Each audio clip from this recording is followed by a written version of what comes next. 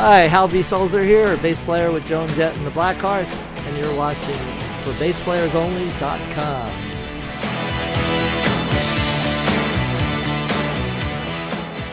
Hi everyone, John Liebman here. You're watching for BassPlayersOnly.com. We're coming to you today from the back of Joan Jett's tour bus with Joan Jett's bass player, Hal Selzer. Hey, Hal. How you doing? I'm doing great. It's good to see you. It's good to be here. How do you like our tour bus? I love it. It's very comfortable. I like these seats. We had to kick out a few roadies to make room for us. Yeah. Well, you're the star, right? Yeah. On For Bass Players Only, you're the star. Okay. I want to share with the folks here some info about you and your career and bass playing and Joan Jett and all of that. Great. So you're an East Coaster. That's right. Why don't you tell us about your first exposure to music and how you became a bass player? Well, I think that any musician that tells you otherwise is lying, but just like everybody else, when I was in junior high, I saw that all the guys that played instruments got the girls, so I was like, I'm going to learn an instrument, and it worked. Well, what made you choose the bass? I mean, wouldn't guitar be the natural one for if that was your aspiration? Yes, and I actually maybe played guitar for about a month, and then I was on a football team, and I broke these 3 fingers, and so they were in a cast. And these friends of mine that I was jamming with, I couldn't play guitar obviously, but there was a imitation Hofner bass in the corner that had 1 string on it. Beetle bass. Yeah. So so I picked it up, and with my one good finger, I went up and down on the 1 string. And after 1 song, they all stopped and said, "Wow, you're really good at that." So I thought, I guess I'm a bass player. I know this is for BassPlayersOnly.com, but if anybody's watching this who's not a bass player, you're making it seem like it's really easy to play the bass. All you need is 1 string and 1 finger. Which string was it, by the way? I think it was a G string. Okay. But yeah, everybody always says, how hard could it be? It's only 4 strings. That's and right. I say that jokingly too, but it's really, to me, bass playing is all about the groove and locking in with the drummer, especially the kick drum.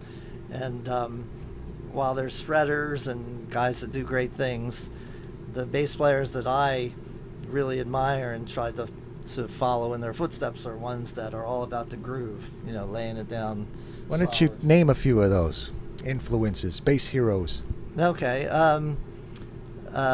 James Jamerson did all the great Motown. Detroit. Yeah, that's right. Is at the top of the list. Great grooves and great bass lines. And when I was in Detroit a few years ago, I toured the Pittsville, and I asked, where did James Jamerson stand? They showed me the spot, and that's like hallowed grounds, It's funny because I've lived here for almost 50 years, and I had never been there except until, I don't know, about 4 or 5 years ago. There was a gathering. All the bass players in Detroit get together once a year and take a picture. Oh, really? And it happened to be in front of Hitsville, USA, and I was there with my son, and we went and took the tour, and I can't believe I had never seen it before. But great. yeah, it's great. A lot of, boy, if those walls could talk, huh? Yeah. And then bass players, I guess, that influenced all bass players, like Jack Bruce and John Entwistle and Chris Squire and Geddy Lee. Not that I play their style, but things they did with the bass, taking it in different directions. You can learn from everybody.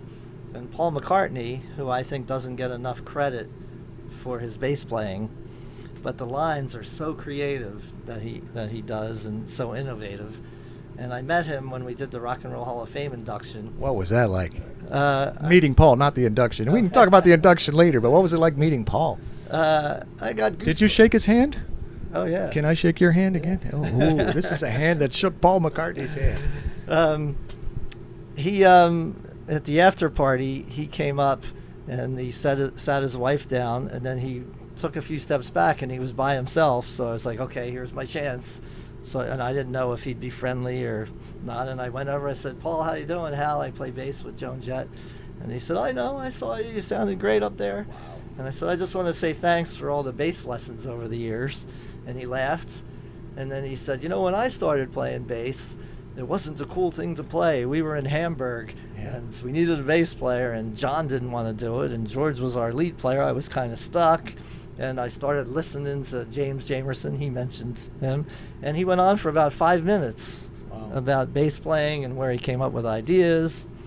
And at the end, and we talked for about 5 minutes, and then other people came around and were asking for pictures and whatnot. And then about a half hour later, before he left, he sought me out and hugged me goodbye. So wow, it was really nice. That's special. I'll forgo the hug, but the handshake was good. You know, I interviewed Nate Watts a while back, and he was telling me that when they played the big Jubilee for the Queen in England, and he had told me about his conversation with Paul, and Paul in that conversation went on and on about James Jamerson. Yeah. So no argument there. He was the best.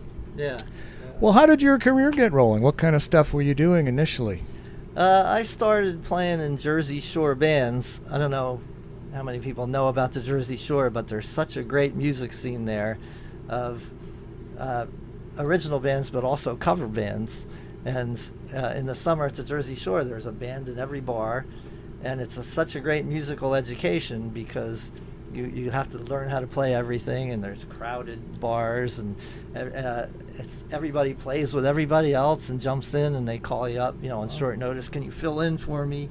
So it was kind of my musical education. Sounds almost like Nashville or New Orleans or Soho in London. Is it? Yeah. Except for that you can make pretty good money in the Jersey clubs. Cool. And make a decent living. Well, that's even better. And then I met a guitar player named Bobby Bandiera. I don't know if you know of Bobby. He's toured with Bon Jovi and Springsteen, a lot of Jersey Shore things, Southside Johnny and the Jukes, who I ended up playing with a little bit. And Bobby, Bruce Springsteen's bass player, calls him the human jukebox. Gary, right? Gary Talent? Gary Talent, yeah. It's a friend of mine. And, we interviewed him. Good guy. Great guy, yeah. Great guy. And Bobby knows an infinite number of songs, and people yell out stuff, and he plays it. And all stuff from like 1975 back, all classic stuff. And that was a big musical education for me because he wouldn't ask you if you knew a song. He would just start up and expect you to follow him. So I had to follow along, and I've been on countless jazz gigs where that's happened. Right.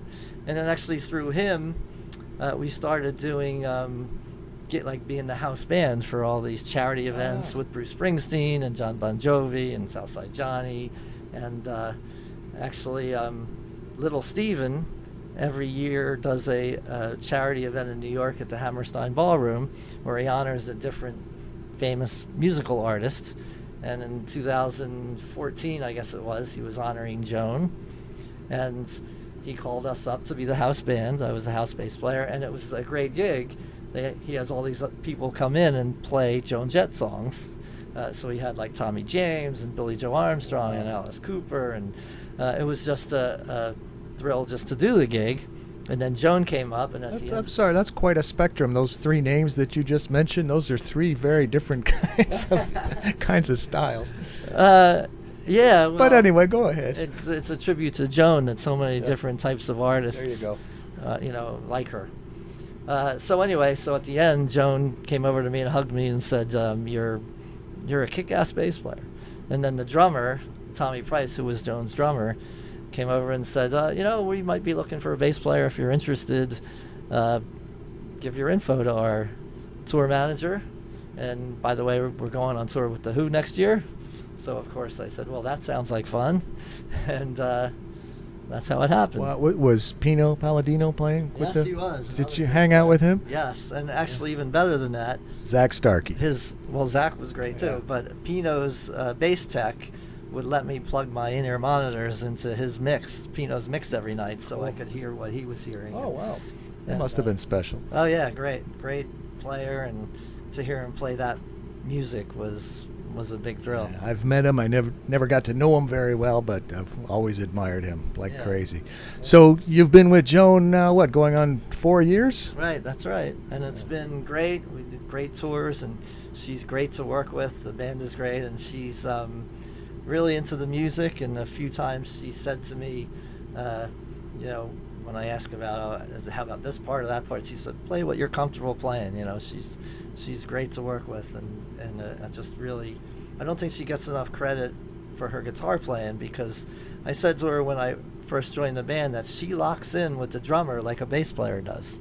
She's such a rock solid rhythm player. Wow. So it's great for me because I feel like I'm locking in with her and with the drummer. Yeah, that's great to hear. Tell me about your gear. What are you playing? With Joan, I use Fender P basses because they get that, that big fat sound that really works with Joan's style of music, which is really just rock and roll, straightforward rock and roll, a little punky, a little edgy. You play with your fingers or use a pick or some of each? I do both. I've traditionally mostly been a finger player, but some songs just call for a pick. Yeah. And if you want to, be able to work in all different situations, So with Joan, I use a pick about a third of the time, and my fingers the rest of the time. So with her, I use mostly the Fender P basses, but on some of the other outside stuff I do, studio sessions or other gigs, I use a Brubaker bass. Which model? It's the NBS. Okay. And that's a great bass too, really versatile, and it gets a really, I guess it depends obviously on other factors like the settings and the strings, but it gets a really edgy, sharp sound with it, and that's what I like for certain things. They make a great bass, and Kevin Brubaker is a great guy too. Yeah. Actually, I didn't really deal with him. I dealt with, in New Jersey, they have a warehouse, and that's Okay. where they called me and said, "Do you want to try this?" And it's been great. How about strings and amps and effects, if any? Yeah, strings, I use GHS bass boomers. I've been using them for 25 years. Another Michigan company. Yeah, that's right. And I've tried a few others over the years, and there's other good ones, but they just seem the best. You can get all different kinds of sounds with them. They feel good. They last long. They last a long time. And they treat me great. They're the nicest people. I just love them. And use Ampeg SVTs. For some of the other stuff, I actually have used Hartkey. Larry Hartkey is. I interviewed Larry a while ago. Great guy, and for some things I use Hartkey cabinets, but for the bigger tours, you can't beat an SVT head and Classic. 810 cabinets. That's right. With Joan, I have two 8x10 cabinets and two heads, and it just gets that big full sound. Well, two heads are better than one. What? We also Hip Shot is right. great to me. I use I have the detuner, and I also have they make a really great bridge. Yes. That I have on some of my basses. Great. One thing I didn't mention when we were talking about my musical history is another thing that I loved doing was I used to play in the show Rock of Ages on Broadway. Oh, really? Which was really exciting because in that show, not only are you not in the pit, you're on stage in a costume and you even a couple little lines, and you're wearing a wig to look like an 80s rock star. Oh, that must have been fun. So much fun. And actually the other bass player, the main bass player that would have me come and fill in for him all the time, is a Winston Moy from Soul Asylum. So props to Winnie. He's another great player. And so I did it on Broadway, and I also did some of the tour and did it in Las Vegas, and that was a really fun thing. And you know what? You probably know this because you've done that kind of stuff, but playing that in a show like that really, really gives you discipline because you have to play it. It's to a click, and you really have to lock in and play what's there, as opposed to some gigs where you have more freedom to, to jam more and be a little looser. Done a lot of those shows, and there was one show you just reminded me of something. If I can tell you a funny story. Sure. I got called. My buddy Steve called me. I was in bed on a Sunday morning, and he says, "John, I need a bass player like now. Can you go?" So I rushed down. It was I was living in Miami at the time, so it was somewhere north Miami Beach. It was like at the Sheraton Bal Harbor, like 11 o'clock on a Sunday morning, and the people in the audience were people that were older than my parents. It was old, the Miami Beach crowd. Yeah. And I had headphones on. There was a click, and there's a guy talking in there. He says, "Okay, now we're going to get faster. And okay, now 1, 2, 1, 2, 3, 4. And so I'm concentrating. And the other headphone was not on my other ear. So I'm listening. I'm concentrating. I'm so deep into this concentration. So after about 20 minutes, I look up over at the stage, and all the girls are topless. at the Sheraton Bell Harbor with this elderly crowd. So now I'm like trying to concentrate on two things at once, but that's another story. Another great bass player, friend of mine, Paul Asola. I don't know if you know him. He did Saturday Night Live for years. Okay. And he used to play in the Broadway show Old Calcutta. And he used to tell me sometimes when he was in the pit, he'd look up and all the naked people. He said it was hard to concentrate at the time. I think this interview is going in a different direction. Maybe we should bring it back to bass, but we'll talk later, huh? Yeah. One other gig that I used to really Another love. Naked story? Unfortunately, no. Oh, okay. One other guy I want to give props to that maybe you're familiar with because your father was an old-time DJ, right? Gary U.S. Bonds. You familiar with Gary U.S. Bonds? I had a chance to work with him one time. Oh, did you really? And not Vegas, but Laughlin, I think. Okay. And the guy, I used to do a lot of work with this guy. It was a band that did a lot of work with the Dick Clark Agency. So Right. we did the Drifters, the Chiffons, the Coasters, the Platters, all of those. And then I got this call to do a tour of Japan and Korea. And I called a great guy. I'm still Facebook friends with him today. I said, Billy, what do I do? He says, hey, man, you get calls like that. You got to take them. Don't worry. I understand, because I wouldn't have bailed on him. But I got his blessing, so Yeah. that's my brush with Gary U.S. Bonds. I could have played with him. Yeah.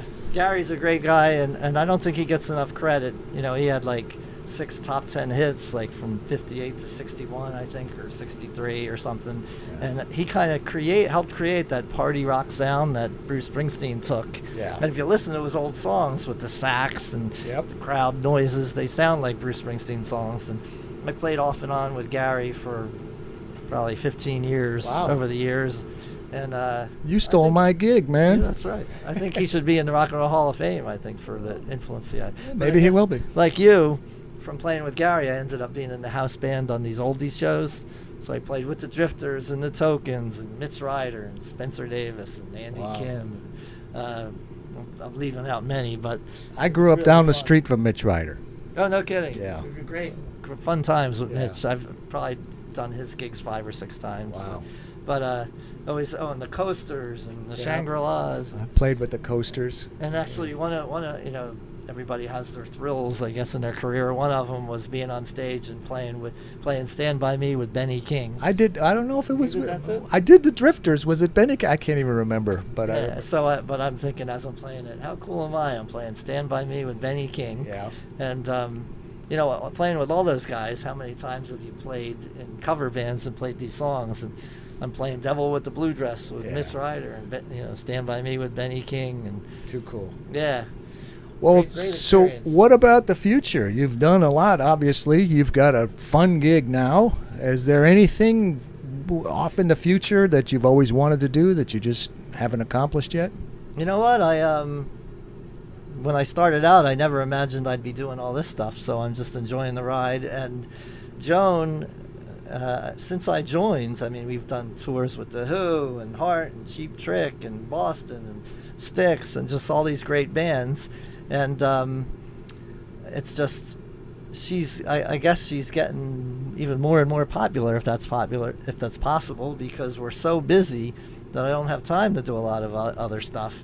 I know we're going to Australia next year. We just did 2 festivals in Europe, one in France and one in Spain, and the crowds all sing so loud, the hits, and it's just great. So I'm just happy to be doing what I'm doing and not thinking about trying to do anything else. It's nice to see her. her. Great. Nice to see her enjoying herself. I was watching my Tigers last night on TV against the Rangers. You were Before there. I didn't know you were there, but I saw Joan on TV. They interviewed her. A quick thing. She's in the stands. Joan is a big baseball fan, big Baltimore Orioles fan. That's what she mentioned. And actually, in the band, there's a few of us that are big sports fans, especially baseball. Dougie, our guitar player, is a big Mets fan. Okay. I'm a big Phillies fan. So every tour, usually at least once when we have an off day, we find a baseball stadium and go out and see a game. It's good that you mentioned the Mets and the Phillies, because I always taught my boys since they were little. I said, no, this is American League. It's not real baseball. But we're getting off on another tangent. Let me ask. Joan won't see that. I'm a Tigers fan, but I'm not a Yankees fan. Let me ask you one more question. What would you be if you weren't a bass player? Something outside of music. That's a good question. What would I be if I wasn't a bass player? Not related to music, because Right. I always thought I would like to be like a manager or of music or something. I always wanted to be a football player, but I'm probably not big enough for that. What position would you play? Quarterback, Okay. wide receiver, I don't know. But big Eagles fan, so this was a good year for me. Yes. And what else would I be doing? I'm not, maybe something to help people, like politics, where I could do, try to fix things that are messed up. And I don't know. I don't have a good answer for that. Well, that's good, because I could think of... You know what? Maybe if I wasn't a bass player, I would do interviews of musicians. Okay. You know anybody that can teach me how to do that? I think you have to just watch and learn. Okay. Maybe I'd be a writer. I shouldn't say before I was a musician. While I was a musician, I used to write freelance writing, journalism, music for some East Coast periodicals. I haven't done it in a while, but I would interview bands and a lot of friends of mine, and so maybe a writer. Okay. Well, that's great. But keep playing the bass in the meantime. Yes. No plans All right. to stop. I still love it. I still can't wait to get on stage every day. I still pick up my bass when I'm sitting in the hotel room or at home and fiddle around. Just can't beat it. Great. Well, Hal, it's so great getting to know you. You And too. thank you for your hospitality. And Pile you out there. sitting backstage in the back of Joan Jett's tour bus with Joan Jett, Blackheart bass player Hal Selzer. I'm John Liebman. You're watching for BassPlayersOnly.com.